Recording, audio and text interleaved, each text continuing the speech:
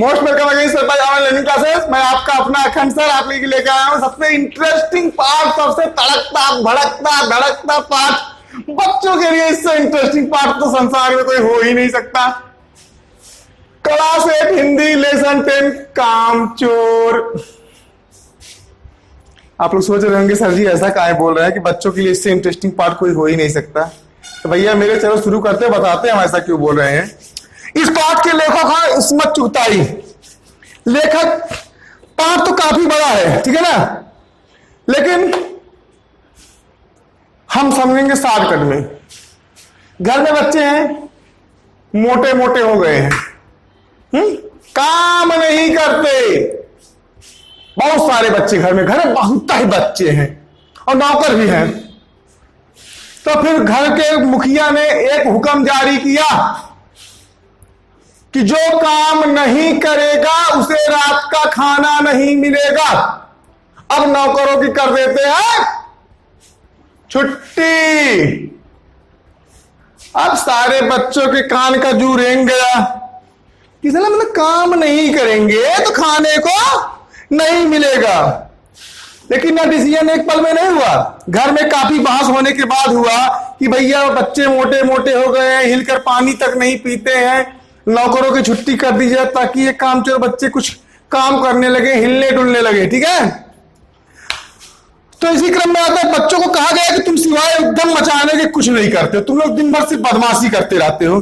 बच्चों ने हिला हिला के पानी पीने के अच्छा तो भैया तो ये हुआ कि चलो ठीक है तुम्हें आज से कोई पानी नहीं देगा, अपना जाके खुद पानी पीना।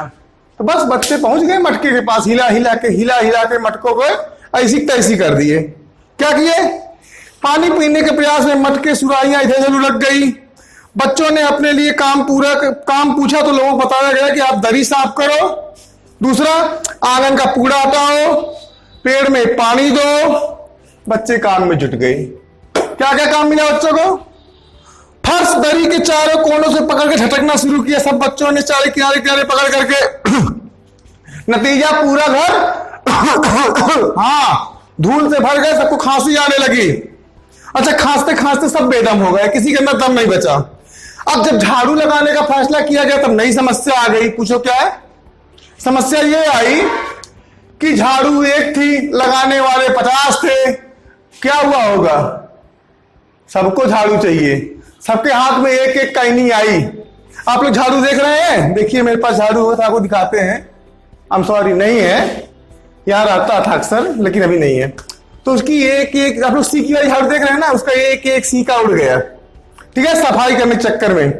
तब सलाह मिली कि अगर आप दरी पर अच्छा जब आंगन में झाड़ू लगाना शुरू हुआ तब भी धूल उड़ना शुरू हो गया। आंगन में झाड़ू लगना हुआ तो भी धूल उड़ने लगी। तो बड़े बुजुर्गों ने कहा कि अगर पानी छिड़क देते तो धूल ना उड़ती।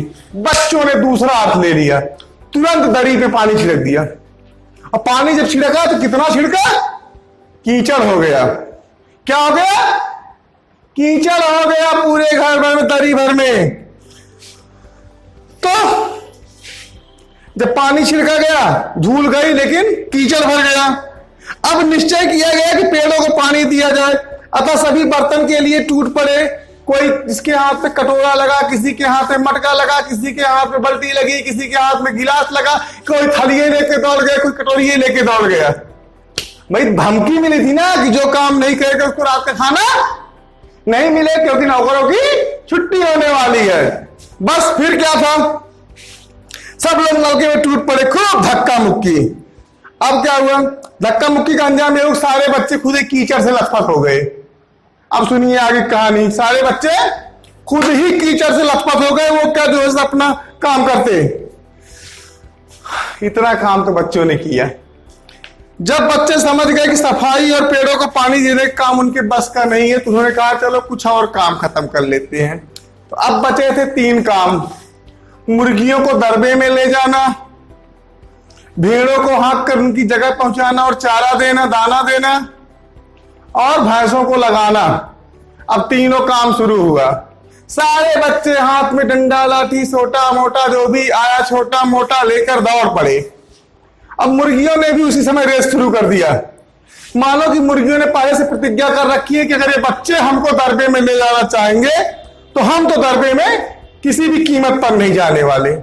सारी मुर्गियों ने विद्रोह कर दिया, सारी मुर्गियों ने विद्रोह कर दिया। बच्चे लाख दड़बे दड़बे दड़बे दड़बे कर रहे हैं, लेकिन एक भी मुर्गी दरगे में जाने के लिए तैयार नहीं है। तब दो मुर्गियां खीर के प्यालों से हौरती फफड़ाती निकल गई। बाद में पता चला कि प्याले खाली हैं और सारी खीर दीदी की कामदानी के दुपट्टे और ताजे धुले सिर पर लग गई। मुर्गियां कूदती गई, खीर उड़ती गई। एक बड़ा सा मुर्गा अम्मा के खुले पानदान पे कूद पड़ा और कत्थे चूने को पंजे में समाकर नानी अम्मा की सफेद चादर पर छापा मारते हुए निकल गया। एक मुर्गी दाल की पतेली पर छपाक मारी और भागी और कीचड़ लपेट कर मौसी जी के मुंह पर फेंक गई। कोई भी मुर्गी दरगे में जाने को तैयार नहीं है। फिर क्या हुआ?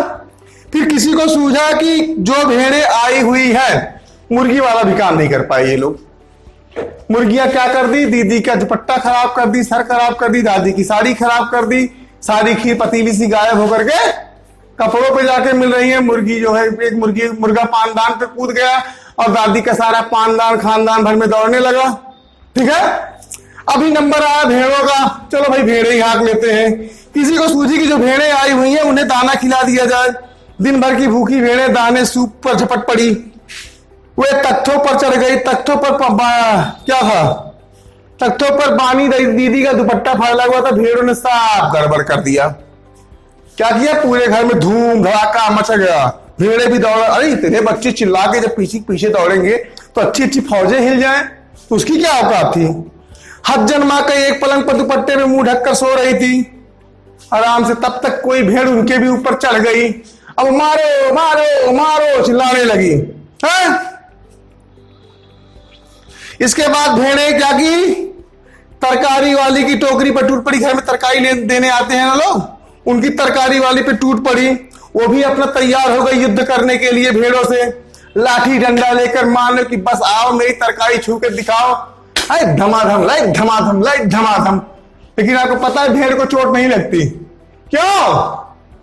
क्योंकि उनके शरीर पे ढेर सारी होती है रुई, और उस पे डंडे ऐसे पड़ रहे थे मानो तकिया कूट कूट के धूल उड़ाई जा रही हो। क्या उड़ाई जा रही हो? धूल उड़ाई जा रही हो। फिर उनको चोट लगने वाली, ऐसा लगता है जैसे तकिया कूट कूट कर केवल घर भर में धूल उड़ाई जा रही हो। भेड़ों को कोई फर्क नहीं पड़ा इन सब चीजों से।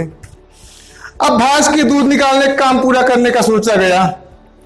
भैंस बाल्टी को लात मारकर दूर जा खड़ी हुई।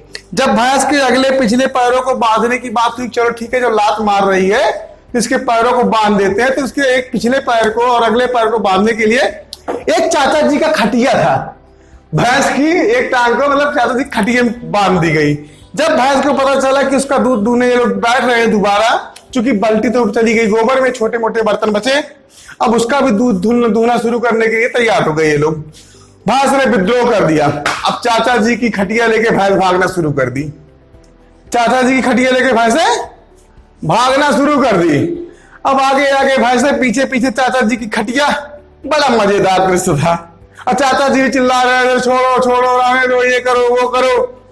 और भी थोड़ा नींद में थे तो जगह अचानक, पता नहीं क्या कैसे एडजस्ट नहीं हो पा रहा था उनसे ये सब चीजें। फिर क्या था? अब चूंकि भैंसें ताकतवर तो होती हैं, तो खटिया खींचना उनके लिए कोई बड़ी बात नहीं है। तब किसी बच्चे का दिमाग में आया कि यार चलो इन पे ब्रेक लगाते हैं। तो ब्रेक कैसे लगता? याद आया, अरे हमने तो बच्चों को दूध पिलाया ही नहीं, भैंस दूहने बैठ गए, इसीलिए भैंसें भड़क गई। अच्छा, सारे बछड़े पाड़वे छोड़ दिए गए। ठीक, जैसे ही अपनी मम्मी के पास पहुंचे, पाड़वे बछड़े जो भी थे वो सब रुक गई। ब्रेक लग गया, चारों गियर बंद। फिर क्या था? फिर ये लोग अपना भी गिलास बर्तन लेके दौड़े दोबारा जहां ब्रेक लगा था। अच्छा भाई, दूहना शुरू किए तो कुछ धार गिलास में, कुछ कटोरी में, कुछ मुंह पे, कुछ बाहर। लेकिन जब तक ये लोग कुछ कर पाते तब तक बछड़ों ने, पड़वों ने सारा दूध पी लिया और कुछ इनके हाथ नहीं लगा। अब इतनी सारी नौटंकी घर में चल रही है, धूम धड़ाका, आंधी तूफान, बच्चों की। फिर क्या था? फिर भैया की आगे चलने पर पता चला कि सारे घर में कोहराम मच गया। अब अम्मा जी ने चुनौती दे डाली, अगर किसी बच्चे ने घर का किसी काम को, किसी चीज को हाथ लगाया तो रात का खाना बंद हो जाएगा। लीजिए भाई, हमने कहा था कहानी जहां शुरू होगी वही खत्म होगी। पहले क्या धमकी मिली थी मुखिया के द्वारा? तुम लोग खा खा के मोटे हो गए, हिलडुल कर पानी भी नहीं ले सकते हो, अगर काम नहीं करोगे तो रात का खाना नहीं मिलेगा।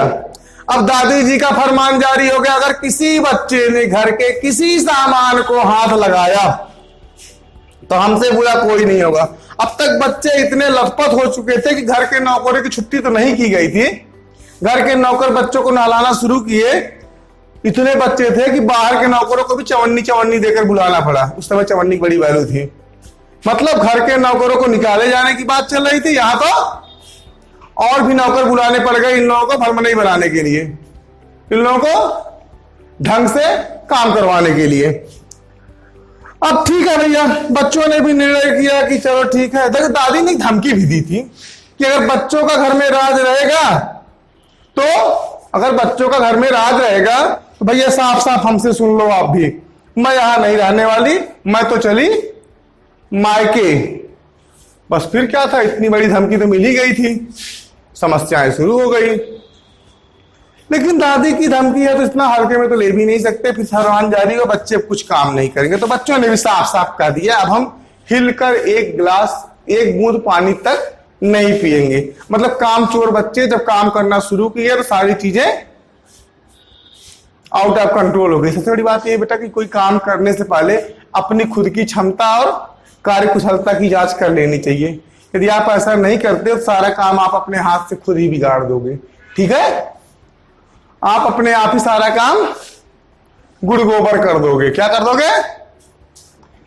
तो इस कहानी से हमें शिक्षा ही मिलती है कि ठीक है, आप बच्चे हो, आपके लिए जो बस का है आप वही करो, नहीं बस का तो कुछ ना करो। मतलब कामचोर फिर भी ना बनो, अपने हिसाब से अपने माता पिता का सहयोग आप कर ही सकते हो। प्रश्नोत्तर में अगर हम देखेंगे इसके बाद ऐसी बहुत सी चीजें सामने आने वाली हैं प्रश्नोत्तर के माध्यम से, जहां आपको इन सब चीजों पर विचार किया जाएगा। तो आज कहानी में सबसे इंटरेस्टिंग बात आपको क्या लगी?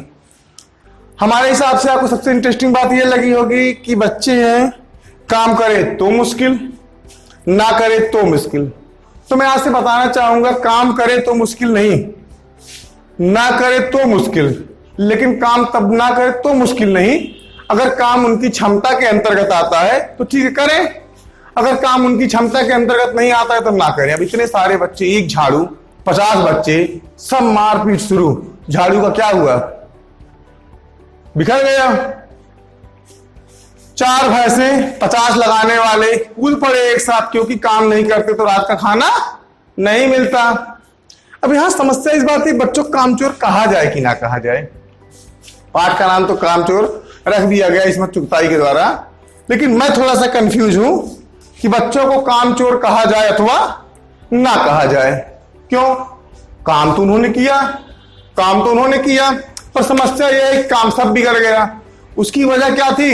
इनको इन सब कार्यों का अनुभव नहीं था अथवा ये कार्य करने की क्षमता नहीं थी। तो मैं तो कहता बच्चे कामचोर नहीं थे, क्योंकि बच्चों ने दिखा दिया। मुर्गियों को ऐसा हाँका कि पूरे घर में मिली, भेड़ों को ऐसा दौड़ाया कि पूरे घर में मिली, भैंसे तो खटिया फटिया सब खींच ले गई, सारे मटके बर्तन थाली इधर उधर बिखर गए। ठीक है ना? और घर में जो धमा चौकड़ी मची उसका कौन जिम्मेदार? बच्चे नहीं जिम्मेदार। बच्चों को धमकी मिली थी, काम नहीं करोगे तो रात का खाना नहीं मिलेगा। तो बच्चे काम करने लगे। अब ये अलग मुद्दा बन जाता है, काम कैसे किए। ठीक है ना? काम कैसे किए, काम कैसे नहीं किए।